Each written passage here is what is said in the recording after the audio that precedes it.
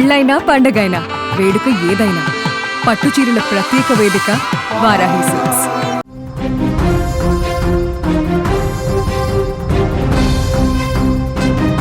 అగ్రరాజ్యం America Israel కూటమి versus Iran మధ్య సాగుతున్నటువంటి యుద్ధం ఇప్పుడు మునుపెన్నడూ లేనంత భీభత్సంగా మారింది. ముఖ్యంగా ఇరాన్ అత్యున్నత నేత అయతుల్లా అలీ ఖమేనీతో పాటుగా ఆయన కుటుంబ సభ్యులు ప్రాణాలు కోల్పోవడంతో పశ్చిమ ఆసియా అగ్నిగుండంలా మారింది. ఈ రక్తపాతం మధ్య ఇప్పుడు ప్రపంచాన్ని వణికిస్తున్నటువంటి మరో సంచలన విషయం ఏమిటంటే అమెరికా అధ్యక్షుడు డొనాల్డ్ ట్రంప్ను అంతం చేసేందుకు ఇరాన్ సాగించినటువంటి కుట్రలు. గతంలోనే 2 సార్లు ట్రంప్ను లేపేయడానికి ఇరాన్ వేసిన పక్కా ప్లాన్లు త్రుటిలో తప్పిపోయాయని ఇప్పుడు ఖమేనీ మరణం తర్వాత ఆ పగ మరింత ముదిరిందని ఇంటెలిజెన్స్ వర్గాలు హెచ్చరిస్తున్నాయి. ఇక అమెరికాకు చెందినటువంటి ఒక ప్రముఖ మీడియా సంస్థ వెల్లడించినటువంటి కథనం ప్రకారం 2024లో ట్రంప్ అధ్యక్ష ఎన్నికల ప్రచారంలో ఉన్న సమయంలోనే అతన్ని చంపేందుకు ఇరాన్ 2 సార్లు విఫలయత్నం చేసింది. 2020లో Iran revolutionary guards commander Qasem సులేమానీని అమెరికా మట్టుబెట్టినప్పటి నుంచి ఇరాన్ ప్రతీకారంతో రగిలిపోతుంది. ఈ క్రమంలోనే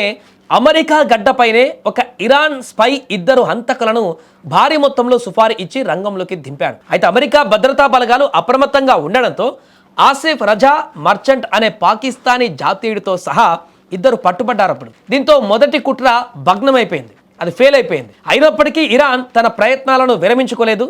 2వ ప్లాన్లో భాగంగా ఫర్హద్ షకేరీ అనేటువంటి వ్యక్తిని కేవలం 7 రోజుల్లోనే ట్రంప్ను అంతం చేయాలని ఇరాన్ రెవల్యూషనరీ గార్డ్స్ ఆదేశాలు జారీ చేశాయి. ఒకవేళ ఆ 7 రోజులలో పని పూర్తి కాకపోతే ఎన్నికలు ముగిసే వరకు వేచి చూడాలని, అప్పుడు ట్రంప్ ఒకవేళ ఓడిపోతే అతని చుట్టూ భద్రత తగ్గుతుంది కాబట్టి చంపడం సులభం అవుతుందని ఇరాన్ లెక్కలు కూడా వేసిందట. ఇందుకోసం షకేరీ న్యూయార్క్ చెందినటువంటి కార్లిస్లే రివేవా అదేవిధంగా జోనోథాన్ లోడ్ హోల్ట్లను ఒప్పించి దాడులకు సిద్ధం చేశాడు.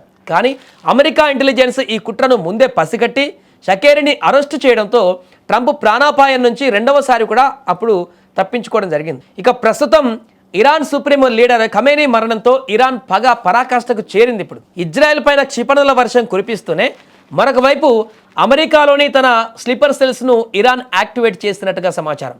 విదేశాలలో ఉన్నటువంటి ఇరాన్ ఏజెంట్లు దాడులకు పాల్పడేలా ఎన్క్రిప్టెడ్ కమ్యూనికేషన్స్ ద్వారా ఆదేశాలు అందుతున్నాయని అమెరికా నిఘా సంస్థలు ఇప్పుడు గుర్తించాయి. ఈ సిగ్నల్స్ సాధారణ పద్ధతిలోనే కాకుండా పలు దేశాల ద్వారా బ్రాడ్కాస్ట్ అవుతూ విశ్లేషకుల దృష్టిని కూడా ఆకర్షించాయి. అంటే ఇంటర్నెట్ లేదా మొబైల్ నెట్వర్క్ల వాడకం లేకుండా, డిజిటల్ ఆధారాలు దొరకకుండా కేవలం డిస్క్రిప్షన్కి ఉన్నవారు మాత్రమే చదవగలిగేలా ఈ యొక్క మెసేజ్లను పంపుతున్నారు. ఇరాన్ నుంచి వస్తున్న ఈ రహస్య సంకేతాలను అడ్డుకోవడానికి అమెరికా నిఘా వర్గాలు ఇప్పుడు శ్రమిస్తున్నాయి. యుద్ధం 10వ రోజుకు చేరుకున్న తరుణంలో అటు రణక్షేత్రంలోనూ ఇటు అంతర్జాతీయ గూఢచారి వ్యవస్థలను పెను ప్రకంపనలు రేగుతున్నాయి ఈ యొక్క వార్త బయటికి రావడంతో.